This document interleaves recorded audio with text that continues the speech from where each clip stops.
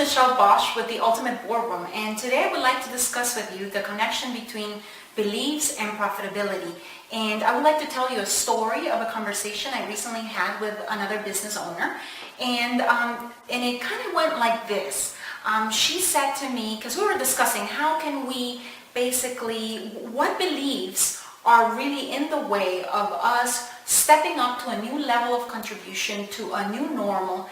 And so in the context of that, this is what she said. She said, well, right now I think the biggest belief that is holding me back in stepping into a new level of leadership is my belief that I feel really apologetic. I feel really bad about earning more than my team. I have an amazing team. You cannot imagine all the things that these guys do. They're fabulous. They're like incredibly resourceful. They have so much initiative, creativity. I mean, customer service, they're brilliant. I mean, they just do amazing things, and I like paying them well. And I'm pretty sure they're probably one of the best paid teams in the industry. And so I could totally relate to her on those terms, because as a business owner myself, with an amazing team, in my opinion, one of the most wicked smart teams on the planet, we also want to pay our team well. You know, we want to compensate them for the work that they're doing. But at the same time, my CFO voice came up, and I wanted to immediately ask her and follow up with the following question. And the question was, well, how is that showing in your profitability? And she said, well, it's interesting that you asked me that, because actually my revenue has grown over the last 2-3 years, threefold. However, my profits have not. They're still in the 6 figures, which is where I started, when it was just me and my business. And so immediately made me remember, the difference between the efforts economy and the results economy.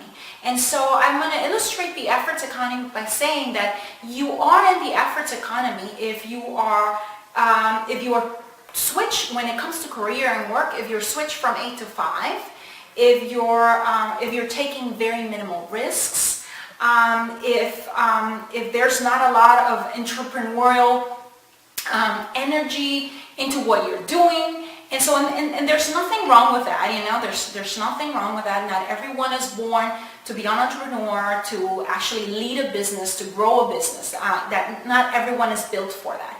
And so when you are in that 8 to 5 mode, and your risks are minimal, you're really in the efforts economy. And so you are compensated in terms of freedom, of money, time, purpose, relationships, accordingly to the risks that you're taking. So that's the effort, yeah? So when you come over to the results economy, and that's where most entrepreneurs find themselves, you're taking huge risks, you're making big gambles, you're having big dreams, you're having huge visions, and you're playing to win, yeah? You're not playing to not lose the game. And you know that you're winning the game when you have the results to show it, yeah? And so results means that you are in the results economy. And because you're taking these huge gambles, these huge risks, and having the big visions, you are compensated to a much larger scale, like incredibly much larger scale in terms of the freedom of time, money, relationships, and purpose. Unless, and here's the catch, unless you find yourself in business in the wrong bus, with the wrong team, in the wrong seats, or going up the wrong ladder, yeah? And you have put absolutely no focus in terms of your people, your why, your strategy, your processes, your systems, your momentum. And so to bring this, full circle, I would like to ask you, because it's the same question that I asked myself as I finished that conversation with that business owners, and it was, in my life and in my business, where am I abdicating leadership or stepping up into a new level of leadership, of contribution, into a new normal, because my beliefs are not congruent, with that new level, with that new normal that I want to create. And so I leave you with that question, and I look forward to seeing you in the next video.